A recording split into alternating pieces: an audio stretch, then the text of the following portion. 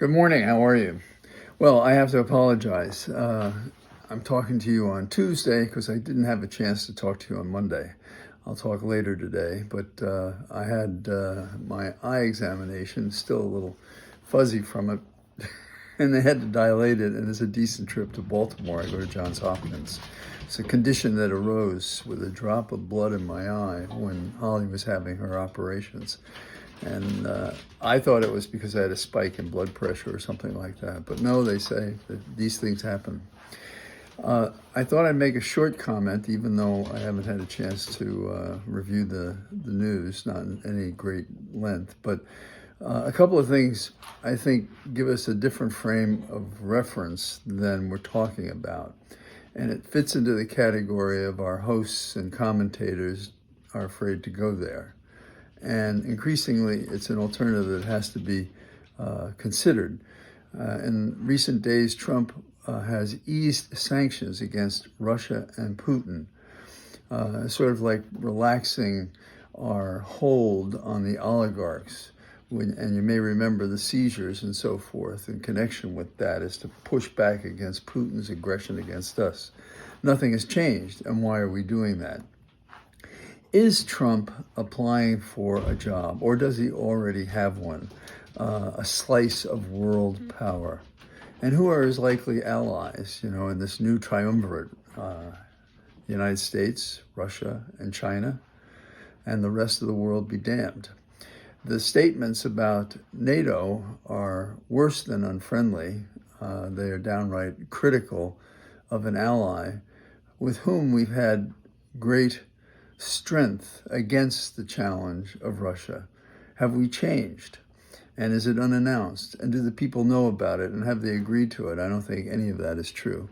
In fact, when I've talked to some Trump supporters in recent days, when workers are being fired summarily, they say, well, this wasn't what we expected. No, it isn't what they were expected. But you see, at a certain level, a dictator doesn't need people because he uses force to substitute for the franchise.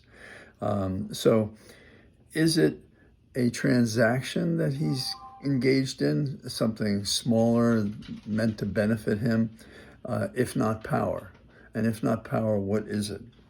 Russia claims to have lots of rare earth metal deposits. Could it be something like that? But what do we have here at home? Trump presides over a 650-point drop in the Dow yesterday. They say it's the tariffs, the anticipation, which go into effect today. And so there's no easier path than tariffs. Tariffs have a history of proving themselves to be retrogressive against the individuals who end up paying higher prices as we keep less expensive products out of our American market. Warren Buffett says that tariffs are an act of war, a tax on goods raised by the tariff. The objective of a nation is to have its executive tell us the state of the nation this evening. But that's not even close to what normally we expect to hear, which is that the state of the nation is sound. We are on unsound ground. We are compromised, and our chief executive and his slurry of co-conspirators, co-actors, members of his internal combustion engine that is set at compromising America in every direction, domestically and in foreign affairs. If we could point to benefits, for example, they told us the waste they got rid of actually corresponded to some action, but they don't. It's not to eliminate waste, it's to eliminate government. It's not to increase efficiency, it's to do away with the need for any efficiency, because efficiency to them means that the government and its various segments, except for certain exceptions, are closed.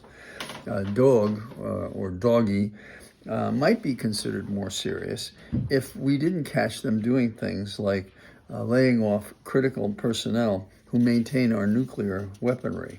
17% of the National Security Administration workforce were or fired are now being rehired. Under what pressure? How does it happen that they get removed and that nobody is talking about how significant and important they are to our safety? It's like dropping your arms in a fight and allowing your adversary to punch you in the mouth. And in a real fight, in real life, fights don't last that long, and that's when you have a knockout punch. These are the concerns I have about where we stand.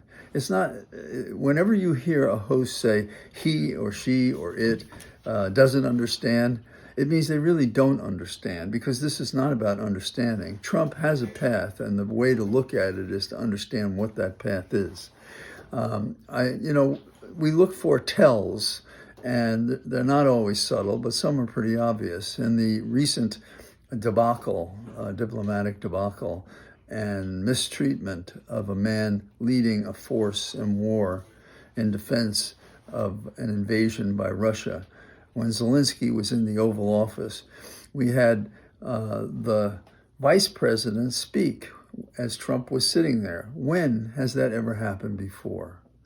He was given license to create a scene. And I don't think it worked out the way they wanted, because the sympathy has been all to Zelensky. And you see, these people live in such a closed echo chamber, they don't even know that they're not credible to very many people in America, and increasingly beyond those who voted against Trump in the recent elections. Trump this evening, I suppose, is going to try to justify to us that point by point, what he's doing corresponds with a mandate from the nation. But you can't have a mandate that you can describe when the people have been lied to in order to win the election. Okay, America allows lying. Apparently, we have no way to coerce it except the franchise on the day of the vote. But that's not an acceptable measure going forward for how our government should be administered. The nation, the people, oppose Russia, and for good reason. They support Ukraine, and for good reason. They don't favor firing people who provide them essential services.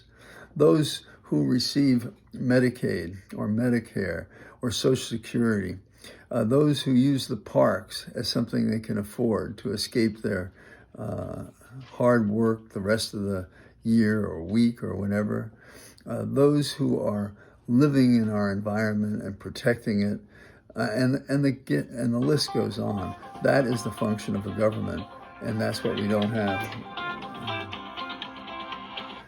Pardon me. So that's what I have, and I expect I'll be out again later. I had this drop in the eye, and then to protect my retina, and this is a long time ago, they actually, while I was awake, put a needle in my eye and took care of it. They tell us as kids, don't put your fingers in your eyes. So my eyes are still a little funny from dilating it so they can see it, to see that it's okay. That's a little extra tip to those of you out there who may have similar problems. Otherwise, it's good talking to you again. I'm sorry I couldn't do it yesterday, but I look forward to probably talking again today when we see what the developments are. All the best. Bye-bye.